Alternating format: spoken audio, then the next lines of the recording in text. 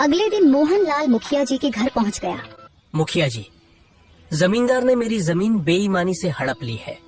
कुछ समय पहले मैंने बीज खरीदने के लिए उससे कर्ज लिया था, जो मैं समय पर चुका नहीं पाया। इसी दौरान उसने मुझसे अंगूठा लगवा लिया और अब कह रहा है कि वह खेत उसका है। मोहनलाल, इस मामले में मैं तुम्हारी कोई मदद नहीं कर सकता, बल्कि मैं ही क्यों, गांव का कोई भी व्यक्ति तुम्हारी मदद नहीं करेगा। जमींदार बहुत दबंग है, सब लोग उससे बहुत डरते हैं। मैं चुप नहीं बैठूंगा। उसने मेरा खेत छीना है। एक किसान के लिए उसकी जमीन माँ के समान होती है। इतना कहकर मोहनलाल सीधे केशव नगर राज्य की ओर चल पड़ा और राजा विक्रम के दरबार में जा पहुंचा। महाराज, जमींदार ने थोड़े से धन के बदले मेरा खेत हड़प लिया है।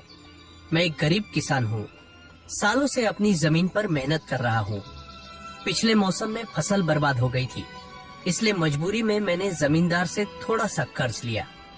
बीज लेते समय उसने मुझसे एक कागज पर अंगूठा भी लगवा लिया।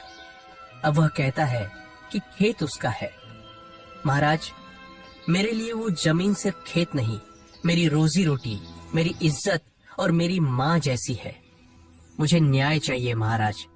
अगर रामपुर गांव के जमींदार ने तुम्हारे साथ वास्तव में ऐसा किया है तो तुम्हें जरूर न्याय मिलेगा। इतना कहकर राजा विक्रम ने एक सिपाही की ओर इशारा करते हुए कहा, इस किसान के साथ तुरंत रामपुर गांव जाओ और जमींदार को मेरे दरबार में हाजिर होने का आदेश दो। अगर वह मना करे तो उसे जबरदस्ती गिरफ्तार करके लाया जाए। कुछ ही देर में जमींदार अपने साथी बलराम के साथ महल में हाजिर हो गया। क्यों, तुमने कुछ धन के लिए मोहनलाल का पूरा खेत अपने नाम कर लिया? महाराज, यह तो सरासर झूठ बोल रहा है। सच तो यह है कि कुछ अरसा पहले मोहनलाल ने खुद अपना खेत मुझे बेचा था। मैंने उसे बहुत सारा धन दिया था महाराज। उसने वादा किया था कि कुछ महीनों बाद वह खेत खाली कर देगा। जब मैं उसे उसका वादा याद दिलाने गया तो मोहनलाल खेत देने से ही मुकर गया। हाँ महाराज, जमींदार साहब सही कह रहे हैं, मैं भी उनके साथ ही था। ये सुनकर मोहनलाल क्रोधित हो गया। ये दोनों झूठ बोल रहे हैं महाराज, सरासर झूठ बोल रहे हैं। मैंने खेत नहीं बेचा था, मैंने तो बस थोड़ी सी रकम उधार ली थी, वो भी बीज खरीदने के लिए। मैं अपना खेत क्यों बेचूंगा महाराज? कौन सच्चा है और कौन झूठा, इसका न्याय सिर्फ एक ही शर्त पर हो सकता है। कैसी शर्त महाराज? तुम गांव के 2 गवाह लेकर आओ जो जमींदार और बलराम के खिलाफ तुम्हारे पक्ष में गवाही दे सकें। अगर वे गवाही देंगे तो तुम सच्चे साबित हो जाओगे और तुम्हारी जमीन तुम्हें वापस कर दी जाएगी। और जमींदार, तुम भी ऐसे ही 2 गवाह लेकर आओ जिन्होंने मोहनलाल को खेत बेचते हुए देखा हो। जमींदार और बलराम वहाँ से चले गए। मोहनलाल भी गांव लौट आया और गांव के लोगों से मदद मांगने लगा, लेकिन जमींदार के डर से कोई भी मोहनलाल की मदद करने को तैयार नहीं हुआ। अगले दिन मोहनलाल उदास होकर राजा विक्रम के दरबार में खड़ा हुआ।